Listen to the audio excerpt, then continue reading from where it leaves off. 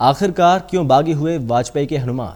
जी हां, पूर्व केंद्रीय मंत्री जसवंत सिंह और बीजेपी के कद्दावर नेता अब हमारे बीच नहीं हैं। लेकिन वाजपेयी के हनुमान का राजनीतिक सफर बेहद दिलचस्प रहा। इस रिपोर्ट में देखिए।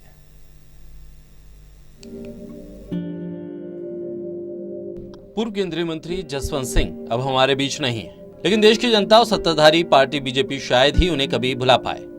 हाल फिलहाल के सालों पर नजर डाले तो जसवंत सिंह राजनीति में गुमनाम थे, लेकिन एक दौर था जब बीजेपी में जसवंत सिंह की तूती बोलती थी। लेकिन एक वक्त ऐसा भी आया जब पार्टी ने उन्हें टिकट तक देना मुनासिब नहीं समझा और वो बागी हो गए। ये हाल उस नेता का हुआ जो अटल बिहारी वाजपेयी के सबसे करीबियों में थे, जिन्हें मजाक में अटल बिहारी वाजपेयी हनुमान कहा करते थे। जसवंत सिंह उन गिने चुने राजनेताओं में से थे जिन्हें भारत के विदेश, वित्त और रक्षा मंत्री बनने का गौरव प्राप्त हुआ।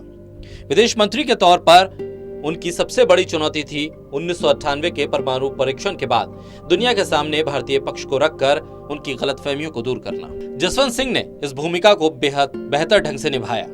विदेश मंत्री के तौर पर वो कितने प्रभावशाली थे, इसका अंदाजा इस बात से लगाया जा सकता है कि जब जसवंत सिंह विदेश मंत्री थे तब तत्कालीन अमेरिकी उप विदेश मंत्री स्टॉप टॉलबॉट के बीच 2 साल में 14 बार मुलाकात हुई। एक बार तो दोनों क्रिसमस की सुबह मिले, जिससे उनकी बातचीत का मोमेंटम बना रहे। बाद में टॉलबॉट ने अपनी किताब engaging India diplomacy, democracy and the bomb में लिखा, जसवंत सिंह दुनिया के उन प्रभावशाली इंसानों में से हैं जिनसे मुझे मिलने का मौका मिला। उनकी सत्यनिष्ठा चट्टान की तरह है। उन्होंने हमेशा मुझसे बहुत साफगोई से बात की। भारत के दृष्टिकोण को उनसे ज्यादा बारीकी से मेरे सामने किसी ने नहीं रखा। उनके ही प्रयासों की वजह से राष्ट्रपति क्लिंटन की भारत यात्रा संभव हो सकी थी। 3 जनवरी 1938 को बाड़मेर जिले के जसोल गांव में जन्मे जसवंत सिंह भारतीय जनता पार्टी के उन गिने चुने नेताओं में से थे जो आरएसएस की पृष्ठभूमि से नहीं आते थे।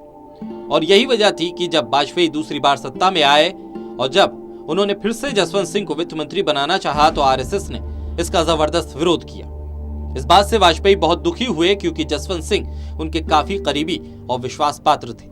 लेकिन एक दौर वो भी आया जब 2009 में उन्हें अपनी किताब में पाकिस्तान के संस्थापक मोहम्मद अली जिन्ना की तारीफ करने पर बीजेपी से निष्क्रिय होना पड़ा था। हालांकि बाद में 2010 में नितिन गडकरी की पहल पर उन्होंने फिर से पार्टी ज्वाइन की, लेकिन वो अपने विचार लगातार रखते रहे। इसके बाद 2014 में लोकसभा टिकट को लेकर उनकी पार्टी से ठन गई और आखिर तक पार्टी से उनकी दूरी बनी रही।